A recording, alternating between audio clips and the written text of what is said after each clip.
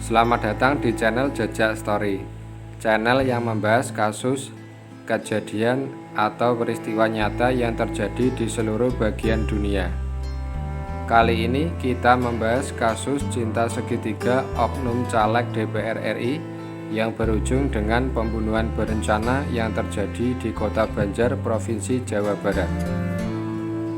Kisah cinta segitiga maut terjadi antara Didot Alfiansyah berusia 24 tahun dengan kekasihnya Devara Putri Prananda berusia 24 tahun serta Indriana Dewi Eka Saputri berusia 24 tahun. Diketahui Indriana warga Cipinang Besar Utara, Jatinegara, Jakarta Timur bekerja sebagai broker. Sedangkan Devara warga Jakarta Selatan sebagai caleg DPR RI dari Partai Garuda Dapil Jawa Barat 9 dengan wilayah pemilihan Kabupaten Majalengka, Kabupaten Sumedang, dan Kabupaten Subang.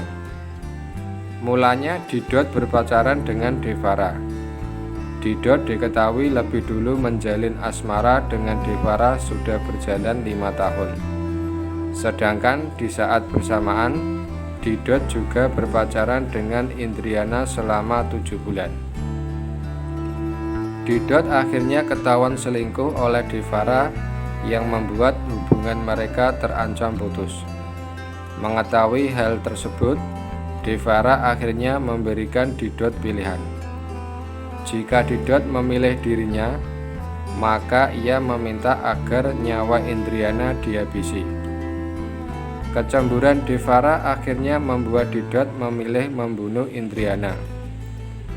Didot pun menyetujui keinginan Devara dan mulai merencanakan pembunuhan terhadap Indriana dengan Devara meminta Muhammad Reza Swastika selaku eksekutornya dengan dijanjikan uang 50 juta rupiah sebagai imbalan.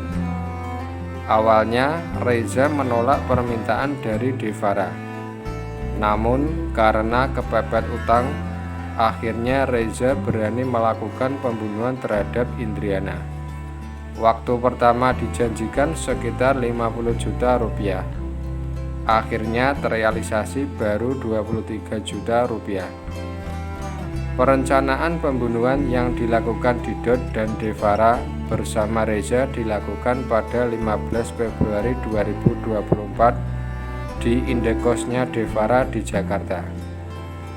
Devara memberikan usulan Indriana akan dibunuh dengan cara dicekik atau dibekap menggunakan sarung tangan double 3 agar tidak meninggalkan sidik jari, serta berniat membuang mayat Indriana ke laut di Pangandaran, Jawa Barat. Selain itu, tempat eksekusi dilakukan di lokasi yang sepi dan tidak terdapat CCTV, serta menyewa mobil rental agar mudah menghilangkan jejak kejahatan.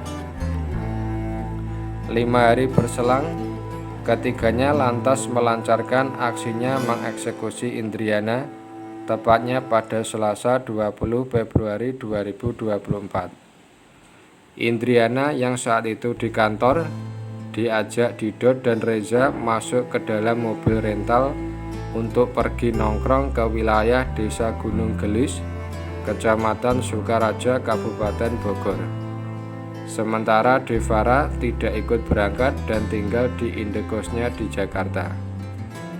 Sepulangnya dari tempat itu, di tengah perjalanan, tepatnya di Jalan Pelangi Boulevard Cijayanti, Kecamatan Babakan Madang, Kabupaten Bogor, Didot menghentikan laju kendaraannya dan turun dari kendaraan dengan alasan buang air kecil. Di saat itulah Indriana dieksekusi Reza yang duduk di kursi belakang dengan cara lehernya dijerat menggunakan ikat pinggang selama kurang lebih 15 menit sampai Indriana meninggal dunia di dalam mobil Avanza hitam. Usai Indri meninggal, Didot mengirim pesan kepada Devara berbunyi Don. Setelah melakukan pembunuhan tersebut, keduanya membawa jasad Indriana ke Jagakarsa, Jakarta Selatan untuk menjemput Devara. Untuk menghilangkan jejak, ketiganya membawa jasad Indriana menempuh perjalanan jauh selama 4 hari. Selama di dalam mobil, mulut Indriana ditutup dengan masker yang seolah-olah terlihat tidur. Ketika di tengah jalan, jasad Indriana kemudian ditidurkan di jok belakang karena bisa dibuat untuk tempat tidur. Keesokan harinya, tepatnya pada Rabu 21 Februari 2024, sekitar pukul 13 waktu Indonesia Barat, ketiganya berangkat untuk membuang jasad Indriana ke Laut Pangandaran. Bermodal Google Map, ketiganya berangkat dari Jakarta. Sekitar pukul 18:30 waktu Indonesia Barat, ketiganya beristirahat sejenak di Cirebon, baru melanjutkan perjalanan pada pukul 21 waktu Indonesia Barat. Namun, baru saja sampai di daerah Kuningan pada Kamis 22 Februari 2024, sekitar pukul 1:30 waktu Indonesia Barat, mobil yang mereka tumpangi malah menabrak batu hingga membuat kendaraan itu mogok akibat oli yang bocor. Kemudian Didot mencari towing dengan tujuan Kota Banjar, Jawa Barat. Sebelum tiba di Kota Banjar, ketiganya lalu menyewa penginapan Cisaga Indah di Ciamis sekitar pukul 6 waktu Indonesia Barat. Jasad Indriana masih digeletakkan di dalam mobil dan diparkirkan di pinggir jalan depan penginapan. Pukul 12 waktu Indonesia Barat, Didot menemukan bengkel terdekat di wilayah Kota Banjar yang bisa memperbaiki mobil sewaannya yang rusak. Ketiganya lalu berangkat kembali setelah Didot menghubungi penyedia jasa towing untuk menderek mobil mereka. Setelah tiba di bengkel tujuan, ternyata suku cadang untuk memperbaiki mobil tersebut harus dibeli terlebih dahulu di Jakarta. Perkiraan suku cadang itu akan datang di Banjar sekitar pukul 16 waktu Indonesia Barat. Karena harus menunggu, ketiganya diberi penginapan oleh pemilik bengkel hingga bermalam kembali di sana sembari menunggu suku cadang yang telah dipesan. Tetapi pada dini hari, tepatnya pada Jumat 23 Februari 2024 sekitar pukul 1 waktu Indonesia Barat, Devara terbangun dan merasa gelisah. Ia lalu memerintahkan Didot bahwa mayat harus segera dibuang. Kemudian Devara membangunkan Reza untuk menyusun rencana membuang mayat Indriana.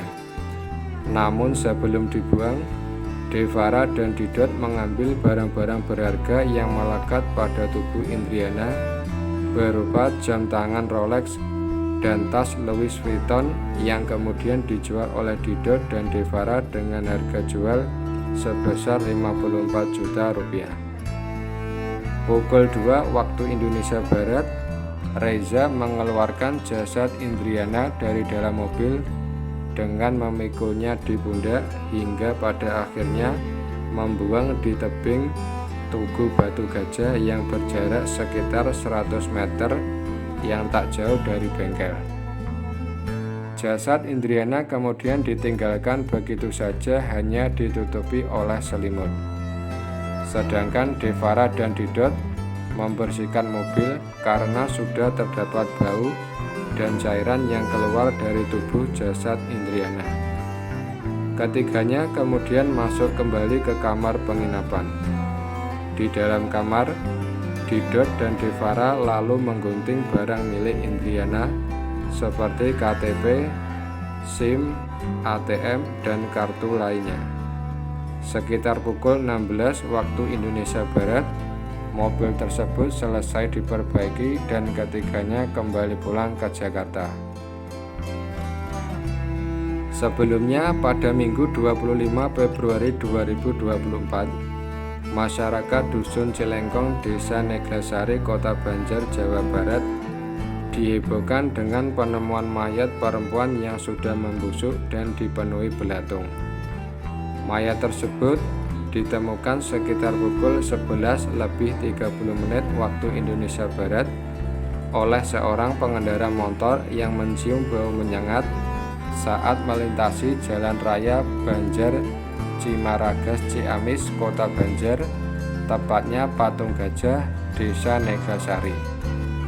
Pengendara motor tersebut kemudian menelusuri bau menyengat dan ditemukanlah mayat terbungkus dengan kain spray di pinggir tebing batu. Kondisi badannya sudah membusuk, bagian dada ke atas sudah rusak. Kelihatan sudah jadi tengkorak dan dipenuhi belatung. Diperkirakan mayat tersebut sudah dibuang selama 3 hari karena kondisinya sudah rusak. Warga di sekitar lokasi penemuan sebelumnya tidak melihat tanda-tanda yang mencurigakan.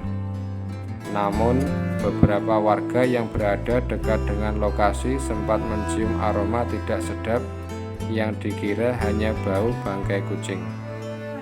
Mengetahui kejadian tersebut, warga langsung berkomunikasi dengan RT setempat dan melaporkan ke Polsek Banjar, kemudian dilanjutkan ke Polres Banjar. Sedangkan ciri-ciri mayat yang ditemukan tersebut menggunakan pakaian dalam berwarna hitam, celana panjang berwarna putih. Mayat perempuan tersebut sudah dievakuasi dan dibawa ke Rumah Sakit Umum Daerah Kota Banjar untuk dilakukan autopsi. Dilihat dari tempat kejadian perkara, dengan adanya luka tersebut dan posisi kedua tangannya terikat dengan tali ripet, ada dugaan bahwa mayat tersebut korban pembunuhan. Berdasarkan hasil olah tempat kejadian perkara, polisi menemukan 3 gigi yang copot dari rahang mayat tersebut, serta serpihan kulit dari jari-jarinya. Setelah olah tempat kejadian perkara, tim forensik Polri bersama tim Inafis Polda Jabar kembali ke Rumah Sakit Umum Daerah Kota Banjar untuk melakukan rekonstruksi wajah mayat dengan menggunakan gigi yang ditemukan di tempat kejadian perkara. Berkat barang bukti yang ditemukan selama proses olah tempat kejadian perkara, polisi berhasil mengungkap identitas mayat wanita tersebut. Diketahui identitas mayat wanita bernama Indriana Dewi Eka Saputri, berusia 24 tahun, merupakan warga Cipinang Besar Utara, Jatinegara, Jakarta Timur. Setelah mendapat kabar dari polisi, pihak keluarga langsung mendatangi Rumah Sakit Umum Daerah Kota Banjar untuk memastikannya pada Selasa 27 Februari 2024 sore. Roni, kakak kandung korban, mengakui identitas adiknya sangat mudah dikenali berdasarkan pakaian yang digunakan terakhir kali dilihatnya, sehingga bisa memastikan mayat itu adiknya. Ia mengaku terakhir berkomunikasi melalui pesan singkat WhatsApp dengan Indriana pada tanggal 15 Februari 2024 saat meminta transfer untuk membayar e-tol. Roni menyebut terakhir adiknya pamit pergi ke puncak bersama teman-temannya. Kemudian terakhir kontak ke ibunya pamit. Roni pun menyebut adiknya tidak pernah cerita punya masalah. Pihak keluarga rencananya akan membawa jenazah ke Semarang dan akan dimakamkan di sana. Sementara itu, keluarga korban pembunuhan bisa bernafas lega. Pasalnya, Ditreskrim Jabar telah mengambil alih kasus ini dan berhasil mengamankan pelaku pembunuhan sadis tersebut di depan Polsek Johar Baru, Jakarta Pusat. Berdasarkan hasil penyelidikan, ada 3 pelaku yang diamankan di wilayah Jakarta, yakni Reza dan Didot, serta Devara, seorang wanita yang menjadi otak pembunuhan itu. Ketiganya berhasil diringkus pada Rabu 28 Februari 2024 di wilayah Jakarta. Pembunuhan berencana ini didasari cemburu Devara pada Indriana karena berpacaran dengan Didot. 2 pelaku yang melakukan pembunuhan, yakni Didot dan Reza, kakinya dibikin pincang polisi dengan dilakukan tindakan tegas menggunakan timah panas karena membahayakan petugas. Ketiga pelaku tersebut kini sudah diamankan di ruang tahanan Polda Jabar untuk menjalani pemeriksaan secara intensif. Atas perbuatannya, para pelaku dijerat pasal 340 KUHP tentang pembunuhan berencana junto pasal 338 KUHP tentang pembunuhan dan pasal 365 KUHP ayat 4 tentang pencurian oleh 2 orang atau lebih yang bersekutu dan mengakibatkan korban mengalami luka berat atau kematian dengan ancaman pidana maksimal hukuman mati atau penjara seumur hidup. Demikian pembahasan kali ini. Apabila ada informasi kurang lengkap, bisa kalian tambahkan di kolom komentar. Terima kasih sudah menonton dan sampai jumpa di video selanjutnya.